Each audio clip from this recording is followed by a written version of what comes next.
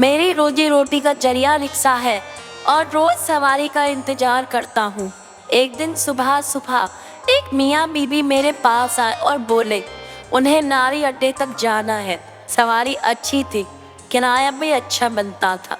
सो मैंने हामी भर ली और उन्हें नारी अड्डे तक ले गया। मियाँ बीबी को उतार कर मैं मुड़ने ही वाला था कि सामने से एक लड़की आती दिखाई दी। इस ख्याल से कि कहीं जाना होगा, मैंने अपना रिक्शा रोक लिया।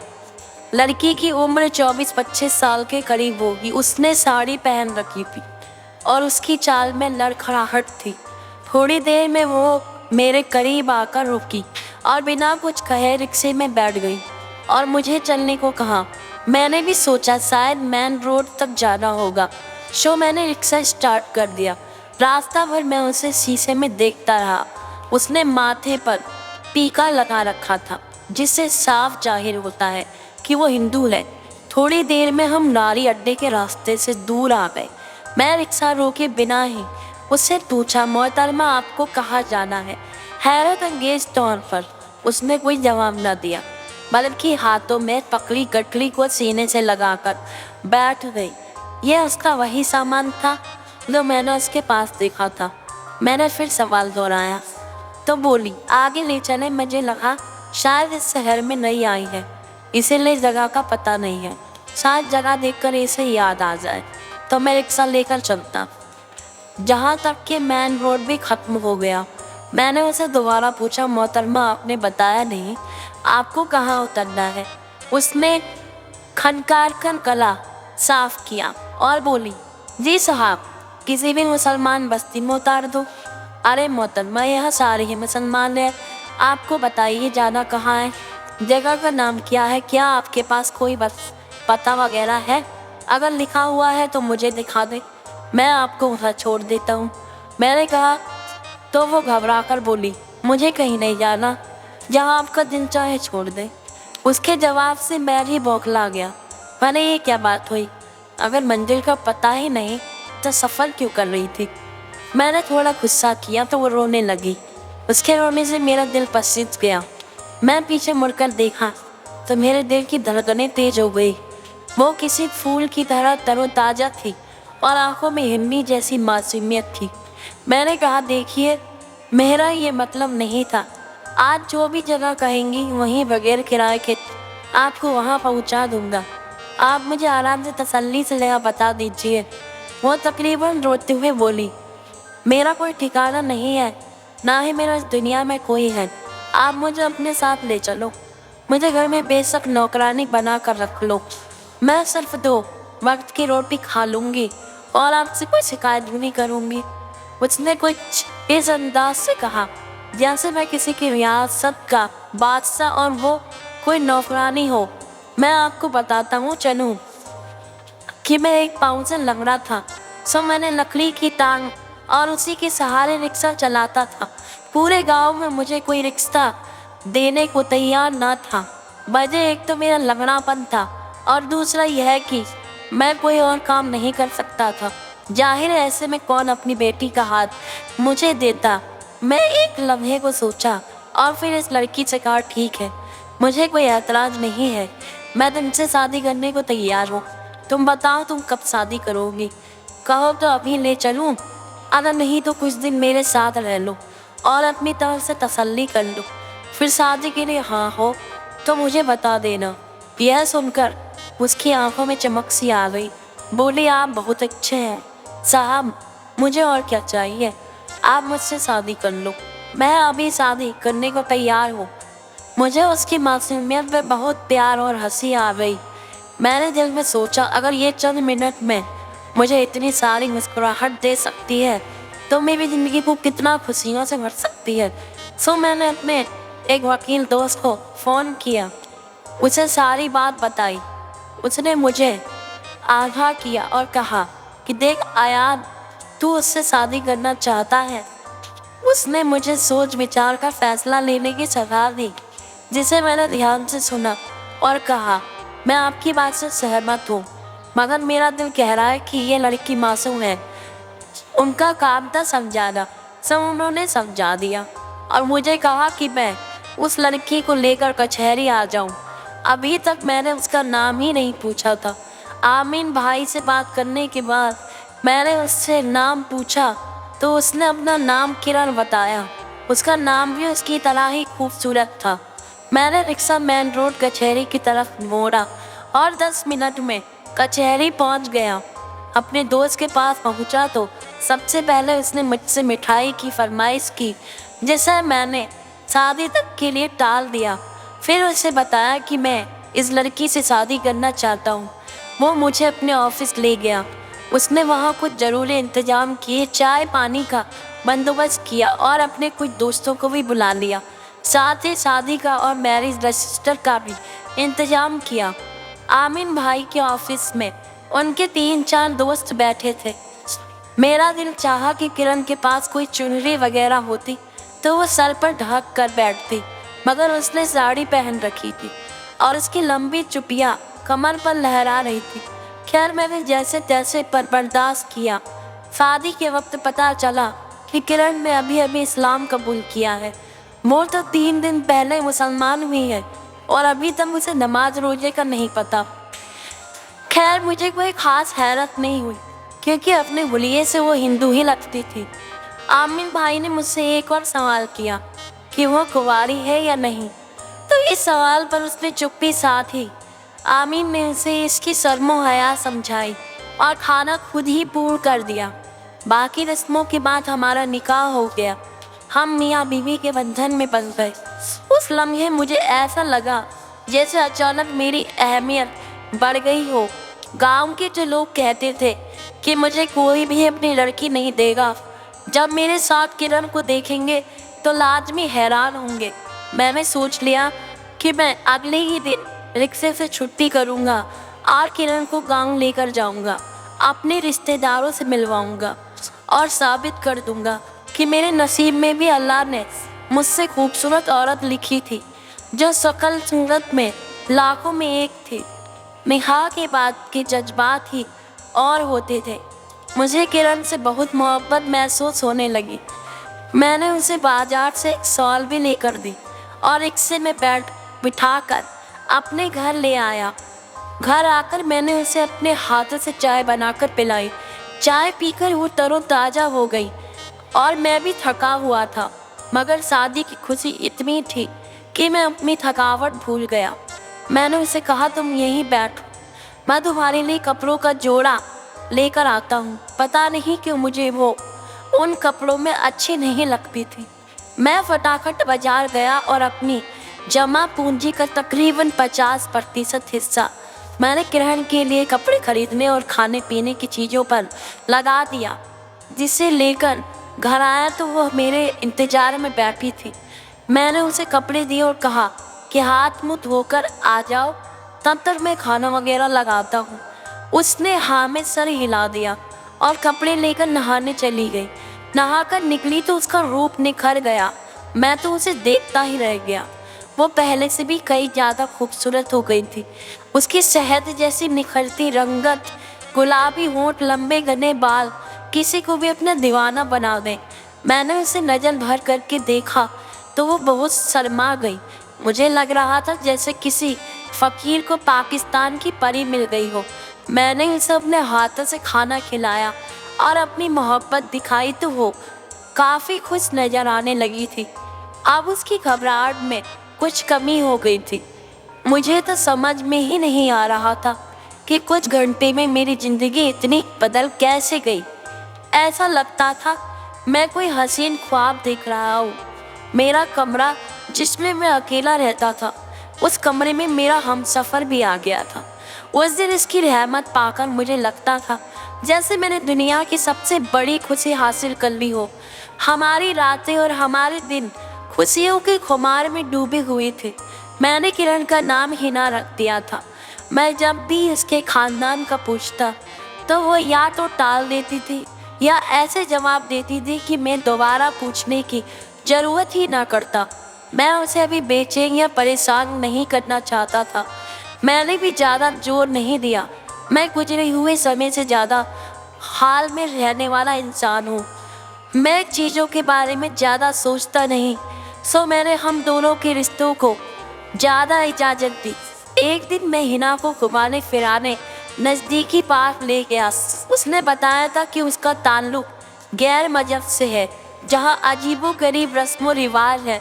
وہ بہت کم ہی اپنی بستی سے باہر نکلتی تھی، سو اس نے اس شہر کو بھی نہیں دیکھا تھا، لہٰذا میں اس کا دل بہلانے میں پارک میں لے کر گیا۔ وہ وہاں جا کر بہت خوش ہوئی۔ اس نے یہ چیزیں پہلی بار دیکھی تھی۔ میں نے اسے جھولے بھی دکھائے، مگر وہ جھولوں پر بیٹھنے سے ڈر رہی تھی۔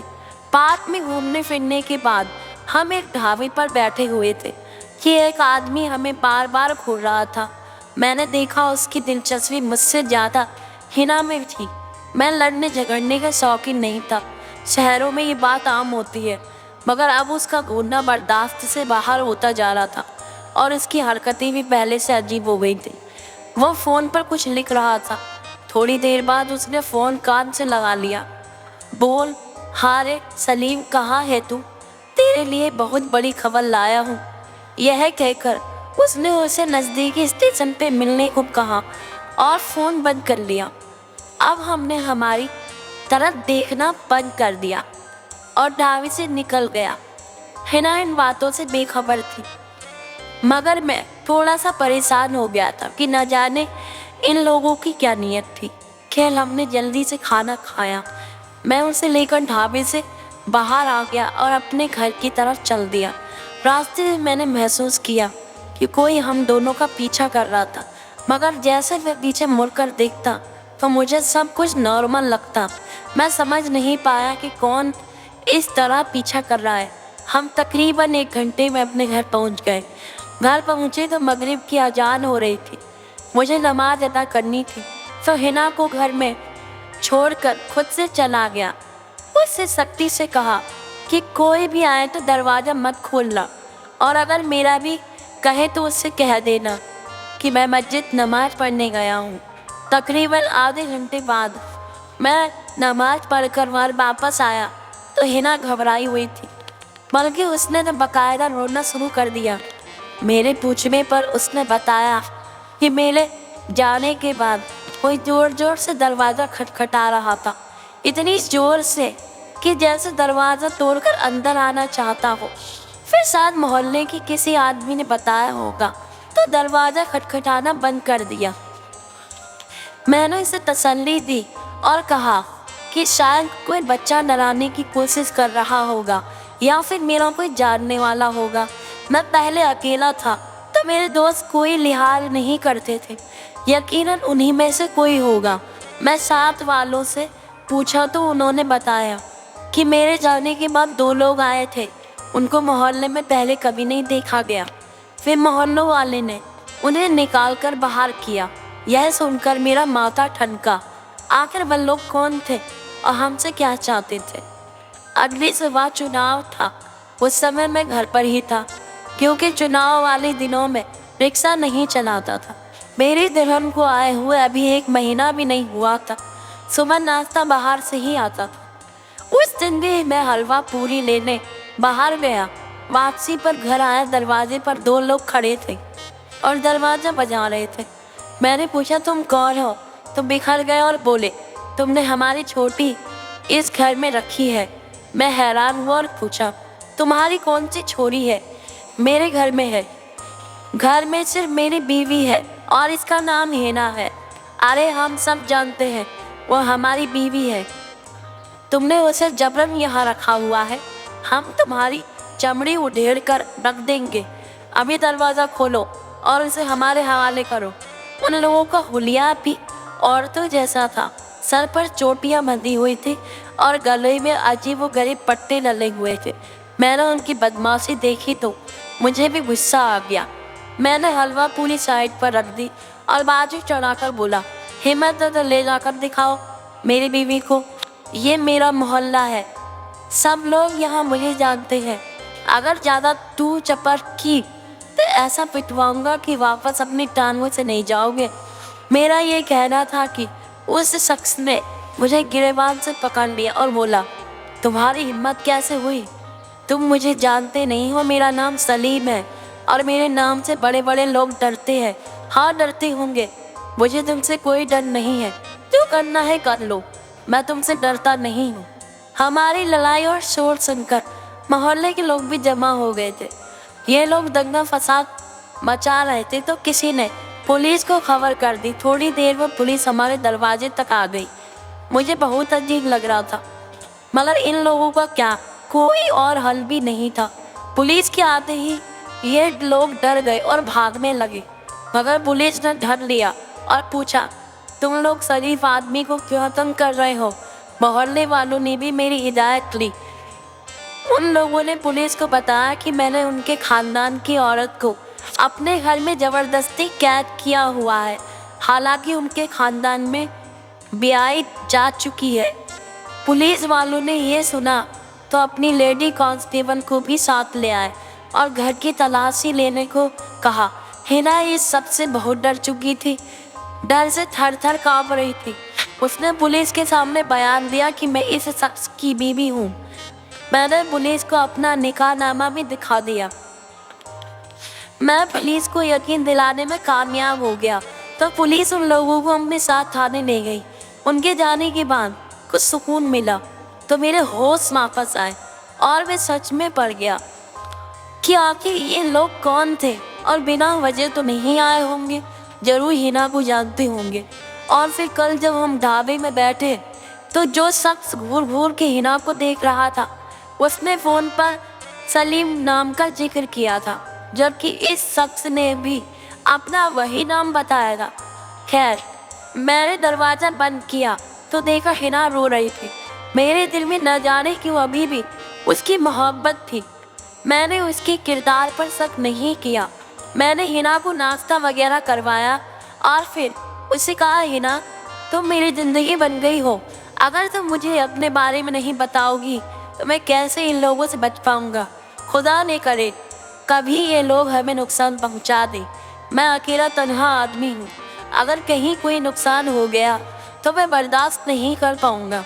मेरे पूछने पर हिना ने बताया कि उसका ताल्लुक एक मशहूर ख़ानदान से है। यह शख्स जिसने अपना नाम सलीम बताया था और जो उनके दरवाजे पर बार बार इन्हें आकर धमकाता था, इसका नाम निहाल शेख था और उसके साथ नाता आदमी था। वह उसका देवर था। मेरे और पूछने पर हिना ने बताया कि ये लोग 7 भाई थे, उनकी कोई बहन ना थी और अपने ख़ानदान में इन्होंने अपनी फौजनुमा बदमाशों की टोली बना रखी थी। यह किसी शख्स से जो भी बात भी मनवाना चाहते अपनी ताकत के दम पर मनवा लेते। उस इलाके में बाकी तो सारे शरीफ थे, रस्म रिवाज के पाबंद थे, मगर हर घर में बुराई का ऐसा शर्मनाक मंजर था जिसे बयान करते हुए भी शर्म आती थी। गांव में सोने और चांदी के बगैर कोई शादी नहीं होती थी। आने वाली दुल्हन को सोने में लाद दिया जाता था और उसके लिए बहुत इंतजाम किए जाते थे। गरीब लोगों की सारी जमा पूंजी एक ही शादी में जया हो जाती थी, जबकि सोने चांदी के बगैर किसी औरत की शादी तौहीन समझी जाती थी। मगर शादी के बाद जो कुछ होता था उससे किसी को कोई लेना देना ही नहीं था। आज से 6 महीने पहले मेरी भी शादी हुई थी। मुझे सोने और चांदी में तोल दिया गया। मेरे माँ बाप को भारी रकम भी पेश की गई। यूँ मैं ब्याह कर सलीम के घर आ गई। सलीम की हैसियत से सारा इलाका डरता था। इसके 6 भाई और भी थे। शायद यही वजह थी कि वो अपनी ताकत पर इतराते थे। शादी के पहले ही दिन घर में कोई औरत ना पाकर मुझे अजीब सी उलझन हुई। इसके बाकी भाई भी मुझसे मजाक में छेड़छाड़ करने लगे। मुझे बहुत नागवार गुजरी। मैं अपने इलाके के रिवाज से वाकिफ थी और मुझ पर यह जोर था कि मैं अपने देवर और जेठों को भी खुश करूं, उनकी खुशी का भी जरिया बनूं। लेकिन न जाने क्यों मेरा दिल ये गवारा नहीं करता था। मुझे उनकी बातें बहुत नागवार गुजर रही थी। उस दिन इनकी हरकतों का एक नया सिलसिला शुरू हो गया जो ख़त्म होने का नाम ही नहीं ले रहा था। मैं इन लोगों के घर एक खिलौना बन गई थी। मेरा सारा दिन इन लोगों की रोटियां बनाते रहती थी। कोई उठकर पानी भी नहीं पीता और सबकी चाकरी मुझे करनी पड़ती। सारा दिन काम की थकान और फिर शर्मनाक रात मेरे लिए किसी मौत से कम नहीं थी। मुझे लगता था कि मैं कोई भेड़ बकरी हूँ जिसे मेरे माँ बाप ने खूंटे से बांध दिया है। हैरानी की बात यह थी कि ये सब भाई मुझे दिन के उजाले में भाभी कहते थे। मोहल्ले वालों के सामने बड़े महासेठ थे, मगर अब इनकी हकीकत में जान रही थी। मैंने पड़ोस में रहने वाली एक बूढ़ी औरत पर भरोसा करके उसे इशारों से ये बात बताने की कोशिश की तो वो बोली, मेरे 3 देवर और जेठ थे। मैंने तो कभी ऐतराज नहीं किया। कौन मेरा पति है? तुम नहीं नस्ल की लड़की हो ना? न जाने क्या हुआ है, अपने पति क्यों करती हो? जिस घर में जितने मर्द होते हैं उन सबकी तुम पर जिम्मेदारी है, फिर चाहे वो तुम्हारे साथ जैसा सलूक करे, तुम्हें औरत होने के नाते सब सहना पड़ेगा। यही हमारे रस्म और रिवाज हैं और इन्हीं पर तुम्हें चलना पड़ेगा। अभी तुमने बाहर की दुनिया देखी नहीं है, दुनिया इससे भी बुरी है। मैंने उसे बुढ़िया की बातें सुनी तो मुझ पे झटका लगा कि ये जुर्म और बुराई हर घर में खामोशी से जारी थी। शायद इसीलिए कि लोग शादियों पर ज़्यादा खर्चा नहीं करना चाहते थे। मैं तो जैसे जैसे जवान हुई थी कि मुझे इन बातों का पता नहीं था, मगर शायद मेरे अंदर एक पाक रूह थी जिसने कभी भी इस गंदगी को मंजूर नहीं किया। मैंने अपनी बस्ती से भागने का फैसला कर लिया, मगर मुझे अपनी मंजिल का नहीं पता था। बस्ती में थोड़ी दूर जाकर नारी अड्डा था जिसमें बसें खड़ी थी। मैं यूं ही एक बस में चढ़कर बैठ गई। मुझे नहीं पता था कि मैं कहाँ जाऊंगी, बस एक खौफ में दिल में जगह बनाई रखी थी। बस का सफ़र अच्छा खासा लंबा था। मैं बेफिक्री से बैठी थी कि कम से कम अपनी बस्ती से तो दूर निकल जाऊंगी कि इस बस में एक नौजवान जोड़ा बैठा हुआ था। आदमी के चेहरे पर दाढ़ी थी जबकि औरत ने बुर्खा पहना था। मैं उन्हें हैरानी से देख रही थी। मैंने देखा सामने वाली सीट पर बैठा हुआ एक शख्स दिलो जान से उसे बुरखे वाली औरत को देख रहा था। बुरखे वाली औरत के पति की नज़र जब उस आदमी पर पड़ी तो वो गुस्से से पागल हो गया। उसने इस वक्त काफ़ी खरी खोटी सुना दी और बस के सारे आदमी उस पर चढ़ गए। कंडक्टर ने भी उसकी मदद की और उसे बस से बाहर निकाल दिया। यह देखकर मैं बहुत हैरान हुई कि क्या कोई मर्द अपनी औरत की इतनी हिफाजत भी कर सकता है, जबकि हमारे इलाके में इस बात को रस्म और रिवाज के खिलाफ समझा जाता था कि कोई मर्द किसी औरत में दिलचस्पी ले।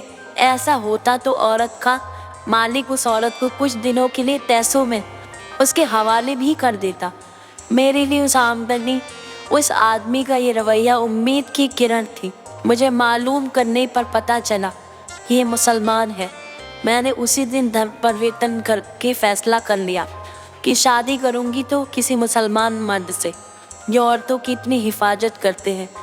तभी जब मैं अपने रिक्शे पर बैठी थी तो मैंने कहा था कि किसी मुसलमान बस्ती में मुझे उतार देना, और फिर जब आपसे मिली तो मुझे लगा कि आप वाकई शरीफ इंसान हैं और यकीनन मानिए आपने सलीम से लड़ाई की। मेरे लिए इससे बड़ी कोई बात नहीं हो सकती।